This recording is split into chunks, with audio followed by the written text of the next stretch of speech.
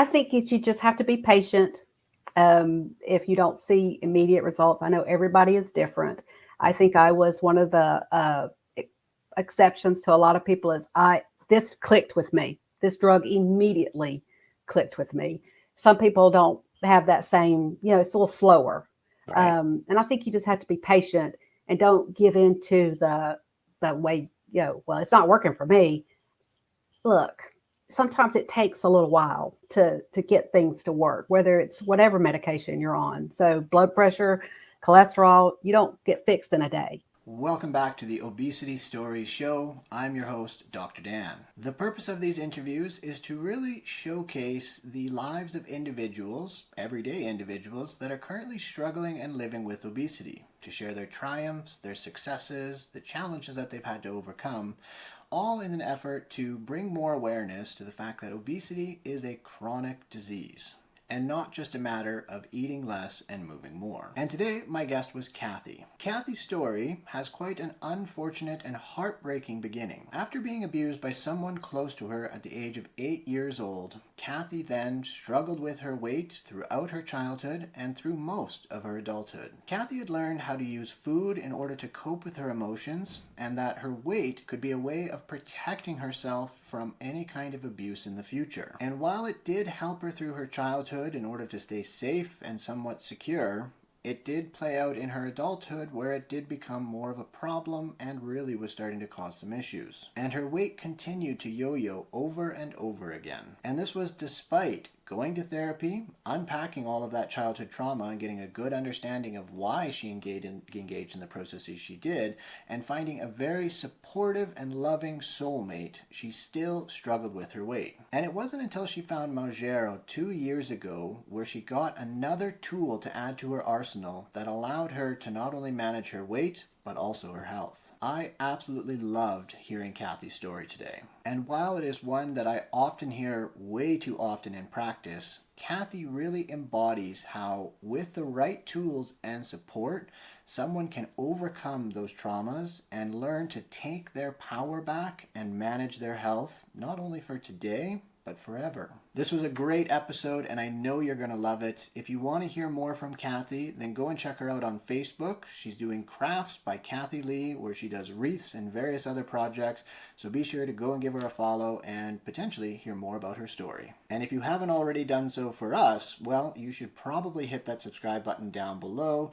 Turn on the notifications so you never miss out when we put out another video. And of course, I want to thank you all for the ongoing support. It truly means the world to me. And if you are interested in sharing your story, go to the links down below, input your information into our questionnaire, and a member of our team will see about reaching out to you to bring you on to chat with myself. And so, without further ado, let's talk with Cathy.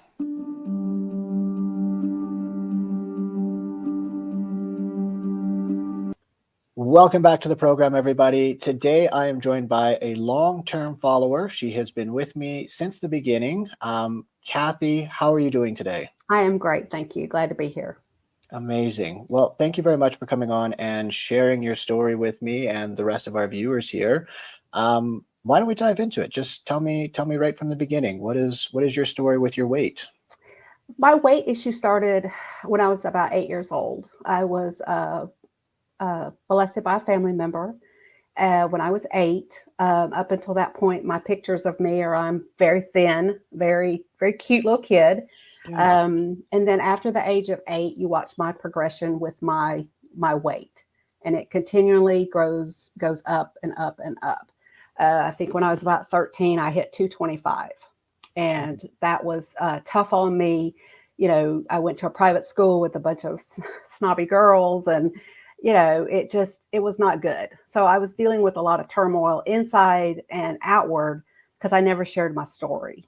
I never told my mom what had happened to me. Yeah. And I held all that inside.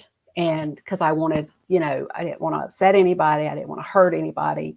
And all I was doing was hurting myself.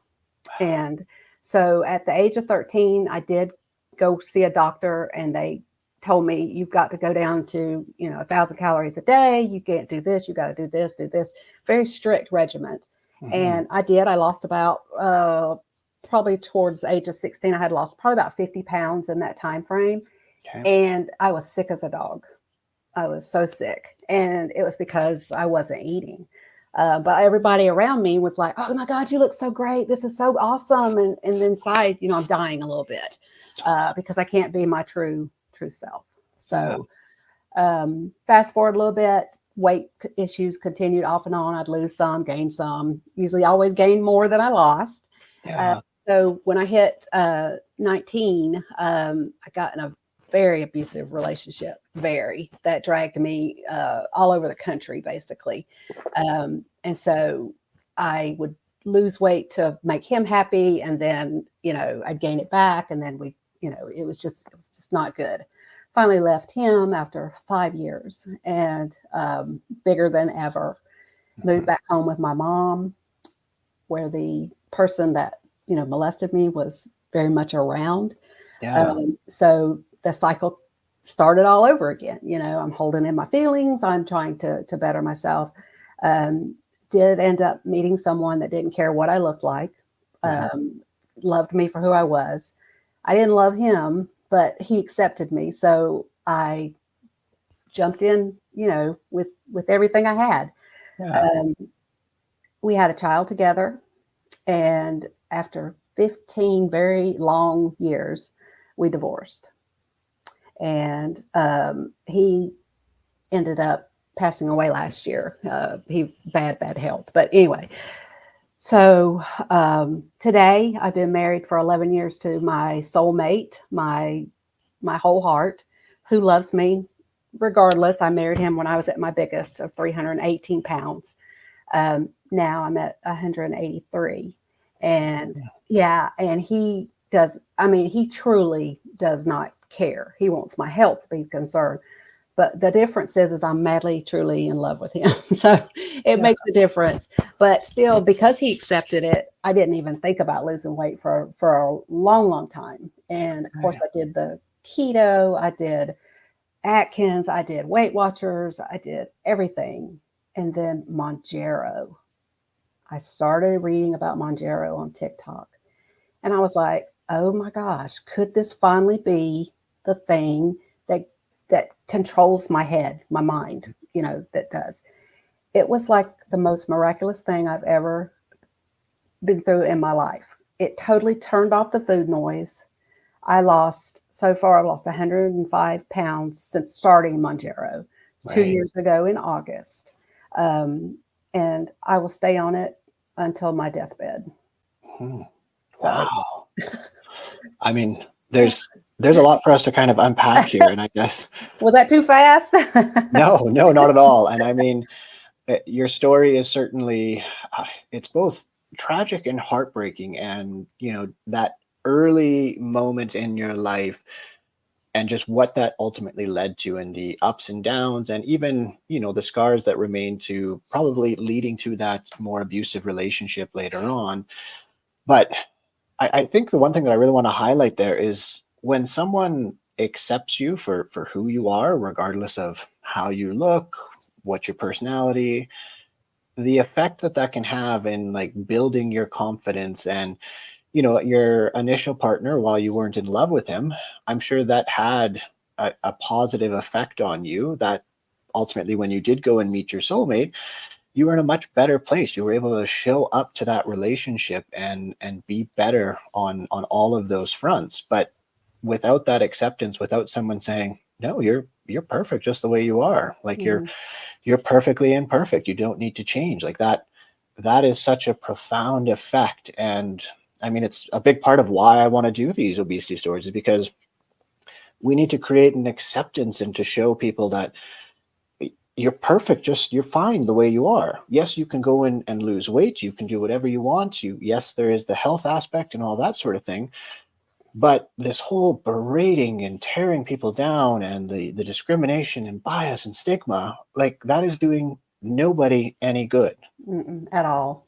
right? And if we sit here and berate, a little child, well, how motivated is that child going to be to make changes? Yet we feel like it's okay to do it to ourselves, to other people, and it's just a self-perpetuating cycle that just makes the whole problem worse. So I mean, kudos to you for kind of going through that and the changes and things that you've done up to this point in time. Yeah, it's been tough. And one thing I was going to mention too, you talking about the kids. So I can remember my mom taking me to TOPS meetings when I was 10 years old. Okay. TOPS is take off pounds sensibly, something like Yeah. that. 10 years old, she was taking Yeah. me to, she needed to lose 10 pounds. And I would go with her. She said, "You come with me and you learn how to eat better." Well, Mama, don't feed me, biscuits 3 meals a day and, fried food. And, I'm a 10 years old. I can't go get my own food. Right. So we lived in the country. So, definitely my mom was a enabler to the fact as if it made me feel better, she was going to do it. Food was the comfort. If Right. we came home from school and we'd had a bad day, let's have a piece of pound cake and put some strawberries and whipped cream on it. So and did it with love. And Yeah. that is a cycle because I ended up doing that to my child, my daughter. Mhm. Um, she'd do something good, or if something was wrong, we'd fix it with food. It Right. never fixed it, but at the moment, we gratified ourselves with Mhm. that taste or that, whatever, it was. And it just enabled her to have those same exact habits I did. And she was quite heavy from an early age. And I didn't know anything else to do, but to, try to keep her happy and make her know she was loved, which she was told constantly. But, Yeah. it just, we ate the wrong things and it affected her. So, and I don't think parents realize that catches up with you through regret for what you did. But like I said, I didn't know any better but to fix it with food. Totally. And I So mean, and food, like it's kind of an interesting dichotomy because you're trying to do your best to love this child and and comfort them and that sort of thing, and that's exactly what you learned. And so first we have just the generational piece, that this learned behavior, that it's like, oh, that's just what I know to do. Like, I don't know, when you feel bad, oh, go and take a walk. You didn't learn that growing up. You just engage in those old patterns of behaviors, and for you to change those behaviors takes a monumental amount of work and practice and repetition over and over again. But then looking at just trying to use food to cope and to manage our feelings, well, it's like any substance that causes that release of dopamine. It, like you said, it gives you that gratification in the moment, even though down the line and even maybe even a few moments later you're guilting and shaming yourself for eating it. But at exactly. that tiny moment there, it feels just a little bit better. The Hmm. shame and stuff, we'll deal with that, but for right now, let's just ease the pressure a bit.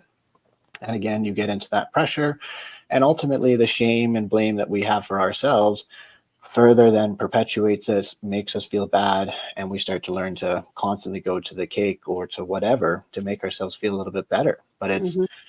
it's amazing, the genetics, the learned behaviors, how it's all interconnected. Um, I'm curious just about the event that happened to you at a very young age there. In terms of your weight, like, there was obviously an aspect of your mom soothing and trying to comfort and that sort of thing, but did you find yourself, like, it was, I've had some patients who describe it as almost like trying to protect themselves and to prevent that from happening again. Was that Yeah. something? I built up a resistance, but I also made myself want to please everybody. I Something was inside of me that I wanted to make everybody happy. I wanted to make everybody better except Yeah. myself. So yes, so the walls were building up. I always craved male attention. I would always, never had I had a couple of boyfriends, nothing serious, but until the abusive one. But I didn't care about those people like I should have. They paid me attention, so my mind clicked to, oh, they like me. They like me. So something must be the right relationship because they like me. Yeah. So it's a game. It's a mind, you know, what it does to you. And you don't realize it until you're a grown adult like I am now, lived, a long life, that what all this did. And if something I say helps one person, that's one person that doesn't have to go through what I go through. The therapy, I my mom didn't believe in going to therapy, or she didn't want anybody to know, that one of their children was, out of sorts. If she'd only known how out of sorts her children were. But it was just, it's just, you just can't hide, yourself. And that's what you end up doing when you're molested, and two, when you don't tell anybody. When you don't say, Mom, this happened to me, because A, are they going to believe me? And B, this will tear our family apart. Yeah. And at 8 years old, I couldn't deal with that. Mm-hmm. I couldn't. So I dealt with it emotionally. Yeah. Your 8-year-old brain will, go and cope in the way that it just knows how to. And you're trying to comprehend it. And I mean, at that age, everything is, you just have no clue about the world and where you fit into it, and these emotions and feelings. And and then moving into puberty, like, it's a whole other ball game when we get the flux of various hormones. And it can be very confusing, but it's all things that you did to keep yourself safe at that point in time. And unfortunately, you don't have the same issues when you move into adulthood, but that's like trying to, rip the wires out of your car and expecting your car to still run. Like, it's not going to happen. No. I guess with kind of like the trauma that you experienced, when did you realize, or was there a point where you kind of were like, oh yeah, that's been kind of contributing to everything that I've been dealing with and why I'm struggling with my weight? Or has it just been a very gradual process for you? It's been a gradual. I think I did, when I moved away from home, I did see a therapist. And of course, I kind of unwrapped, everything to that person for the very first time. It's the first time I'd ever told anybody. And she said, I get why you're overweight. You've been hiding, behind these feelings since you were 8 years old. And you've just, you've tried to just sabotage yourself. And that's a good word to use, because I would lose the weight, and then something would happen, and then I'd go right back into the patterns. Because, like, I didn't want myself to get better, because then I didn't have anything to shield myself with. Right. So, but like I said, it took this product, Mounjaro, the GLPs, to totally change that thinking, and a good therapist. Yeah. So, has totally, and a good husband, has totally, made the difference. The medicine is the key point, but it's not the only point. Mm-hmm. If you don't watch what you eat, it's not a get out of jail free card. I mean, you have to, A, you don't want to eat, but two, you still have to. Mm-hmm. But it's not a freebie. If you don't have some self-discipline in yourself, then, it's not going to work. So I think when I started it, and I started feeling the immediate effects of that, like the food noise going and everything, I was like, okay, I like the way this feels. And I started, dropping fast. Dropping. And then started just really feeling better about myself. You're wearing clothes that you had, you're still going to the plus size. You're not there. You're in the XL part. So, it's real hard to come to that. And that's kind of a game too, but with good therapist, good husband, and self skills, which is, what you have to learn. Because I don't know how many people that you've dealt with that kind of think of that as, okay, that's my get out of free jail card. I can still eat whatever I want to eat. I don't know how they do it. It would make me sick, but some people do. And then they're like, well, the drug's not working for me. Because you're not doing your part. So, it's not a magic pill. So, Absolutely. Yeah. That's definitely something that I see in my practice. And fortunately enough, or maybe I kind of help people to realize that there's a lot more under the hood than what they realize. And I had a patient the other day who very much said, I didn't realize this was going to be like a therapy session when we started this off. And I'm like, yeah, like, if we don't know I can tell you all the things that you need to do to lose weight, but if you want to sustain that weight loss and to get your worthiness from something besides the number on the scale, we got to unpack, we got to talk about this crap that's under the hood, because this is the hard crap that has contributed. Yes, there is the obesogenic environment and stuff, but the overeating, overconsumption, and the emotional aspects that go to and are with our food, you won't be able to engage mindfully. You won't be able to start making the small and necessary changes. You won't be able to continue forward when the number on the scale doesn't go down anymore, unless we look at the entire picture. And then, yes, that the tools like the Mounjaros and that sort of thing, they're going to manage that biological piece, and they're going to lower that barrier for you so that you can engage in all that other stuff that you need to do. But it just takes care of the biology. It's like the thing that's constantly on the back of your mind. It takes it away so you don't have to spend 80% of your brain power trying to keep it back. It's taken care of so that you can focus on healing and getting rid of that metaphorical emotional weight, if you will. Yeah. And that's exactly what it is. And it's still, when you get to that point where like I said, I'm at 183 now. My highest weight was 318.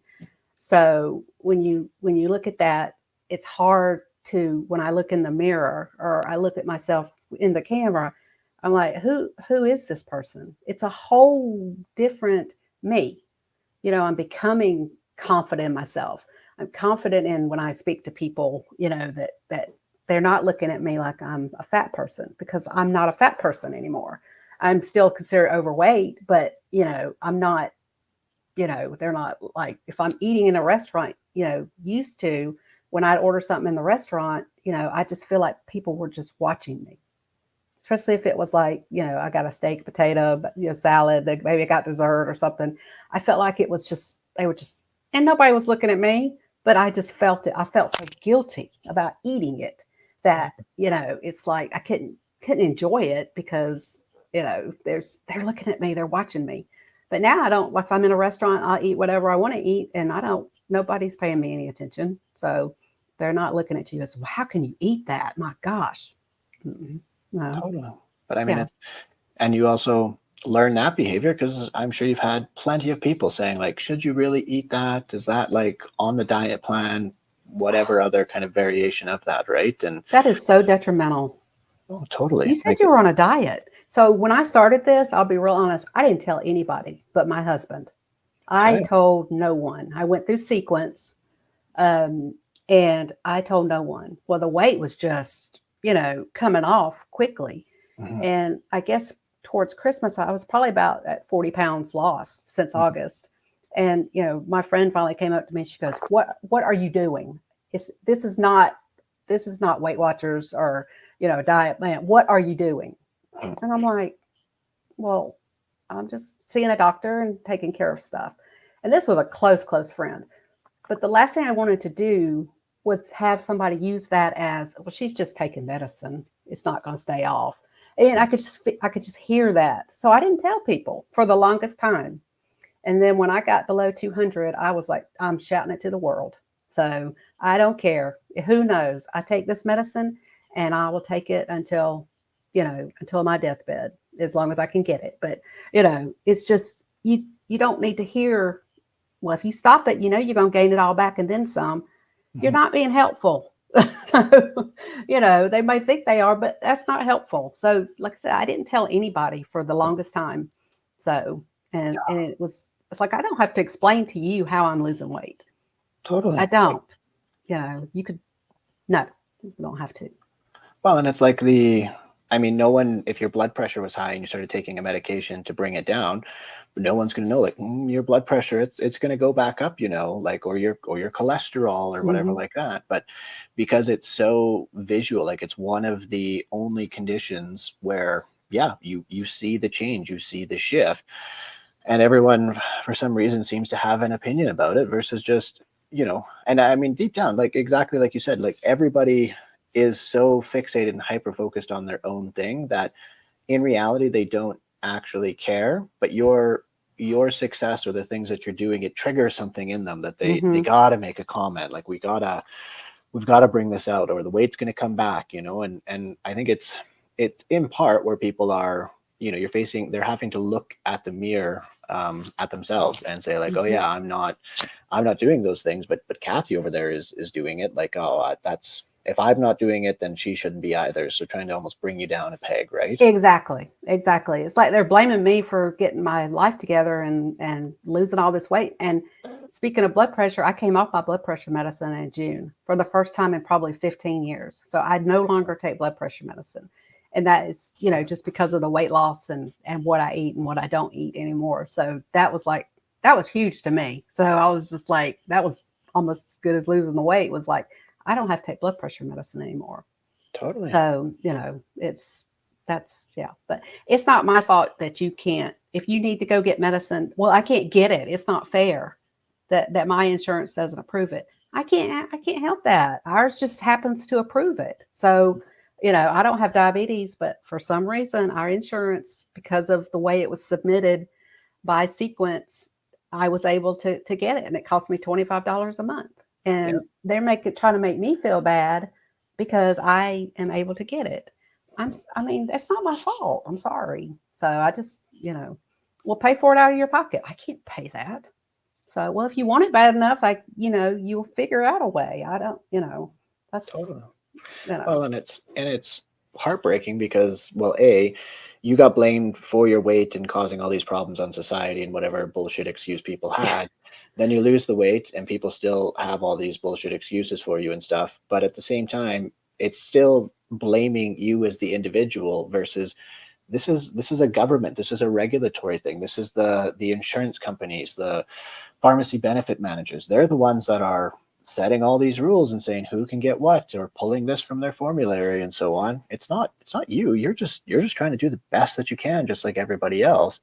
But yet we self-direct this anger and upset at other people. It's even like the celebrity thing, like the whole people nosing in on that and like, oh, they're on Ozempic or whatever like that. And it's like, well, who cares? Who gives a shit? Like, let them be on Ozempic. If it's working for them, they're being properly monitored, more power to it. It's better than the Kardashians doing whatever product they're selling now to take advantage. But it's, like, just let people be and just do their thing. We don't need to weigh in and have an opinion about everybody and everything that they're doing. Right. And they don't admit it for like long periods of time. They're like, I'm not doing anything. I'm not taking anything. Well, it's obvious something happened. So, then they come out and say, well, I was taking Ozempic or I was taking Wegovy. Okay. Why was it a secret? I mean, not that you explain it to everybody, but don't lie about it. If somebody asks you point blank, it's like weight loss surgery.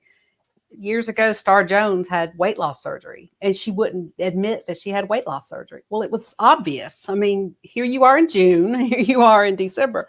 You did something. So I don't understand why it has to be such a bad thing to do your choice. If you want gastric bypass, that's between you and your doctor. If you want to do an injection, that's between you and your doctor. Not anybody else's business. And if you make it about you being a celebrity and making everybody feel like, well, I'm not taking it because, somebody can't get it because I get it. I don't care about your forum. So, I care about me, my health, and, how things are going for me. So, well, and I guess for you, as you've kind of reached this new point and are living in a much smaller body, do you ever have kind of like the, not a rebound, but like the feeling of like, oh, I need to regain, like there's almost that trauma trigger response because you're getting in too small of a body kind of thing? I did. I was talking to my therapist last month, and we do a video once a month. So he's watched me over these 2 years, he doesn't see the below, he just sees the face. And last month he said, Cathy, this is enough. No more. I was like, well, how do you even know? He said, I can tell by your jawline. He said, you do not need to lose any more weight. He said, you do not want to look gaunt and sickly. And I'm like, I've not lost enough though. I need to get down. And he was like, what tells you have to get down to a certain weight? Well, I said, if I got here, then the next step was here. And he said, when does that stop? When does it stop? Are you happy with yourself? Yes, for the most part. I mean, I got a little nip and tuck to get done and I'm going to do it. So, but yeah, as far as myself, I'm like, this is good. So, and my husband's like, I don't want you to lose any more. And he said, I think you look fine. He said, I don't want you to be like sickly looking. So, and I'm like, well, I don't either, but I want to feel good about, what I've done and where I'm at. So, Totally. but yeah, it's crazy that I do feel that way sometimes. And like I said, I still go to double 2X when I go to order something. I'll say, okay, I need a 2X, and then I'll have to knock myself. No, XL. Yeah, So, and then when it fits, I'm like, I fit into an XL. I mean, wow. totally. Well, Yeah. in some respects, it's changing your identity, right? And Hmm. just that whole new perspective. And it's always tough on that weight loss side of it, because yeah, the moving the goalposts, like, well, if I get to here, then I'll be happy. And it's like, but yeah, when does it stop? when Right. when are you actually going to be happy, and what are you ultimately chasing? If you're happy, if you feel good, if your health is where you want it to be, and you're not restricted or limited in any kind of way, and your weight isn't negatively affecting your health, what are we striving for? Like, where's it at? And it's changing that perspective and that mind shift. But you've been programmed for years that that number has to be a normal BMI, or it has to be at this level, and then the world will accept you, and whatever other narrative we've kind of told ourselves. Right. Another mind F, that you deal with, that you listen to. So, I like I said, I'm going to get in November. I'm getting my arm lift, because that's something that's always bothered me, was my arms. And I thought, you know what, that's the one thing that I think is lacking, is I think if I get that done, then I'll feel better wearing shorter sleeves, and I'll feel more comfortable. It may not, but it's something that I want to do, and I'm choosing to do it. So, and we'll see how that goes. But I think I think that is the one thing that I am like, I don't want my stomach done. I don't want legs done. I just want my arms Okay, smaller, because you see that you cover up the rest of it. You can see your arms. So, totally. that's a definite thing. And I guess for you at this point in time, like, what are you doing from a lifestyle perspective? Are you, yeah, tell us a little bit about that. So last year I joined a gym and got with a personal trainer, and did that for about 4 months, until he told me that I was cheating on Mounjaro. And by taking Mounjaro, I was cheating. So needless to say, he wasn't my personal trainer after that anymore. And then I ran into I'd had hip replacement in 21. And last year, my hip, I had to end up having a hip revision done this year, because the thing failed, the Yeah. stem. So they had to replace that. So my activity level from about July of last year till June of this year has been not the greatest. Now I'm recovered from that. So now I'm like walking, just walking, doing that. Want to do more physical activity? Definitely able to now. Just haven't found that what I want to do. But definitely can walk without getting out of breath, and staying active. Is I have a 3-year-old grandson, so I have to stay a little bit active. Um, but yeah, it's definitely the working out was great until he did that, and then it was like, no, don't need that. So, um, yeah, so definitely could be more active for sure, but and I'm working on that. Awesome. Well, and I mean, it still blows my mind that you're literally there working out with the trainer, and oh yeah, you're cheating because you're on Mounjaro. It's just Oh, like, again, you're probably in an air conditioned gym, and you're also lifting weights and that sort of thing. So you're not out, like, I don't know, making your weights out of wood and throwing logs around or something. So you're cheating, like, on all oh, the fronts, right? And yeah, that I was that so is offended and so just appalled that because we had had a great up until that point, yeah. and he'd make comments, about you need a macro diet, blah blah blah, and I mean he's built, he's like bodybuilder, Mhm. and when he said that, I came home and I started thinking more about what he said, and I looked at my husband and I told him, he said, "You're not going back." And I went and I talked to the owner and I got my whole thing, my whole feedback, and they fired him. So yeah, they said Yeah. that is no.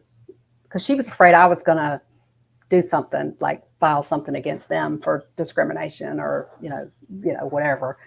I wouldn't do that, but still, that's not what you want your personal trainers to be telling your customers, your Oh, paying customers.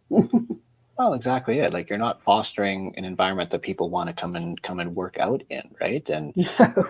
regardless of what your beliefs are, I mean, and oftentimes they're wrong as to what actually is going on and such. And it, yeah, and I mean, it's tragic that it continues to happen, even with the success that so many people are reporting. And like you had said, I find the most amazing thing is the food noise. Like it's night and day. Like it just goes away, and it allows you to participate in life, to participate in the things that are more important to you, and give you the joy and value that life is supposed to have. Like that's why we've advanced. That's why we have all of our technologies. Like, yes, we could rough it and not cheat on these things, but we've got the technology for a reason. We've built it and made it, and it's not perfect all the time, but it helps people to live a better and healthier life. Yes, it does. And my husband, he can't stand it because when I started on it, because we would eat,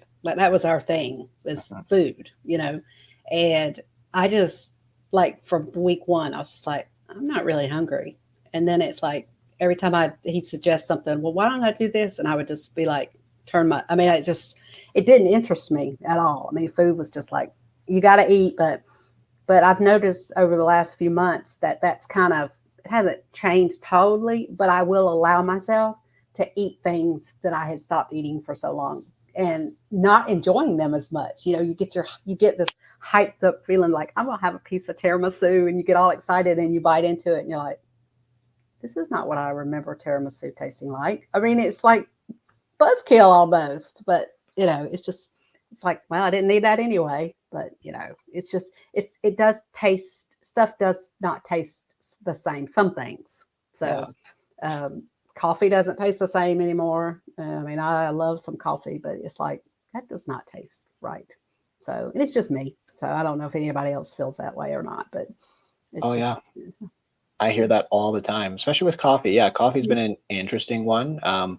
It's very heartbreaking for some people, yeah, and I mean, same thing with the cakes and the treats and that sort of thing. And it depends, I think, a lot on the relationship that you have with it. If it's very much like so ingrained from a coping perspective, like maybe more in a binge eating disorder aspect, where you have these foods that you'll go to relieve, and you look forward to them, and suddenly you aren't able to engage with them in the same way because of the medication. Well, that could be potentially detrimental, and certainly some people, that's might be what's going on when people are reporting, oh, my mood has changed and that sort of thing. So it's interesting, and it's positive for some, and it's also, it's something that we're just continuing to look at and trying to further understand. And again, I think it's how we're interacting in the relationship we're creating with these various things that really is going to dictate, who is best for these meds, who maybe needs a different approach. And that's why I even see patients, some people need Contrave and they do fantastic on Contrave, whereas other people, it's like, yeah, doesn't do anything for me. And mm, so there's a lot of those individual differences that we still need to parse and tease out. But yeah, your experience is definitely not a uncommon one for sure. yeah. And it's definitely the binge eating, as I definitely was a binger. If I was having a bad day at work, or something happened, road rage or whatever, I would go to the deli or something and get like a pack of cookies or two donuts or three donuts or whatever, and I'd come home and I'd hide them from my husband, or I eat them all and then whatever. So since that is like, I learned how to deal with my emotions. I still get upset. I still get mad in the car when somebody pulls out in front of me, but I don't turn to food. Mhm. I may cuss more than I used to cuss, Yeah.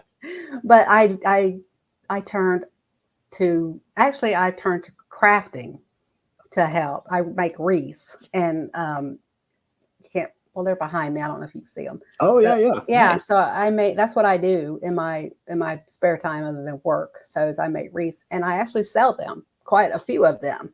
So that is turned into, when I'm upset about something or I've had a bad day at work, I go straight to the craft room and I make a wreath. And that is my soothe now, not food. And that has been one, very lucrative for, my brain, and also a little pocket change. So, Yeah. and a ribbon addiction. So as my husband will say. Well, and that's allowing you to engage in more mindfulness and kind of shutting your brain off. It's almost like a Yes, meditation in some respects where it you is. can. It's so therapeutic. I tell people that is my love language now, is making a wreath and giving it to people too. So, Oh, that is but yeah, awesome. no food, just wreathing. Yeah, there we go. Amazing. Well, I guess is there anything else that you wanna share with the people, or any important tips that you think you have for people out there? I think you just have to be patient. If you don't see immediate results, I know everybody is different. I think I was one of the exceptions to a lot of people. This clicked with me. This drug immediately clicked with me. Some people don't have that same, it's a little slower. Right. And I think you just have to be patient and don't give in to the way, well, it's not working for me. Look, sometimes it takes a little while to get things to work, whether it's whatever medication you're on. So blood pressure, cholesterol, you don't get fixed in a day or a week. Right. So it's long term. Um, and this to go with that process. If they're out of the medication for whatever reason, that gets frustrating. I've had that happen a couple times, but I never ran out. I always kind of had a box ahead. So I've never ran out. As a matter of fact, now I'm starting to dose it out to 10 days. So Okay. instead of every 7 days, I go 10 days. And then I'm probably going to go to 2 weeks instead of I'm on 15. Okay. So instead of coming down a dose, I'm just going to stay on 15 and then just spread it out. And to kind of be on a maintenance diet. Right. Because I'm not losing like I was. And Mhm. that's another thing people have to be patient with, is you're going to hit valleys. And I mean, you're not going to lose weight that scale will stay the exact same for 2 months. And you just can't get frustrated with yourself. And then one day you'll get on it and you'll be down 4 pounds. And it'll be Yeah. like, what happened? So you hit a wall. But that's when people say, well, it ain't working. So, or I'm in a stall. I can't do anything. Switch something up. Drink more water. Walk around the block. I mean, you got to do self. Got to think. You call your doctor and say it's not working anymore. What are you not doing? Because you did YouTube on the medicine stopped working. Does the medicine stop working? And that one has resonated with me. No, the medicine doesn't stop working. What are you doing different? It's usually about you. So Totally. yeah. Yeah, and I think part of what people struggle with in a lot is that when you're so wrapped up and you have this history with your weight and that sort of thing, you look at it as, there's something inherently wrong with me. Like I'm the problem, versus looking at the system that you're using, whether it's how many times you go for a walk during the week, how much veggies you have and that sort. You're not looking at that bigger picture of it all and seeing what you can tweak and modify there. It's kind of like, oh, I'm not having enough willpower and not punishing myself enough and so on and so forth. And the punishing yourself, it's not going to do you any good whatsoever. And so it's switching it up, changing the system, changing the environment, seeing what those tweaks and changes do it consistently for a while and see what happens. Right. And if it doesn't work, change it up. If it does work, cool, keep doing it. Exactly. Amazing. Exactly. Cathy, thank you so much for sharing your story with me. I really appreciate it, and it's always inspiring to hear the stories, not only of the failures but also the successes. And I got to say, I really appreciate you sharing it with me today. Thank you for letting me share. Amazing. Is there anywhere that people can find you at all, or the wreathing possibly, and what you're doing there? I have a Facebook page. It's called at Crafts by Cathy Lee. With C. I'm Cathy with a C. And it shows all my wreaths. And I'd be happy if somebody wants to friend me on Facebook, talk to me a little bit more about where I've been. If I can help anybody, like I said, I'm happy to share the story if I can help one person. So it's, that means a lot. I wish somebody had shared with me when I was younger that it'll be okay. So, because now I know it will be. Totally. Oh, I love that, Cathy. Thank you so much again. Thank you. And anybody else out there that wants to come on the show and share their story, go down to the links down below, fill out our questionnaire, and a member of our team will reach out and see about bringing you on the show. So thanks again, everybody, for the ongoing support. And thank you again, Cathy. We will talk to you later. Thank you.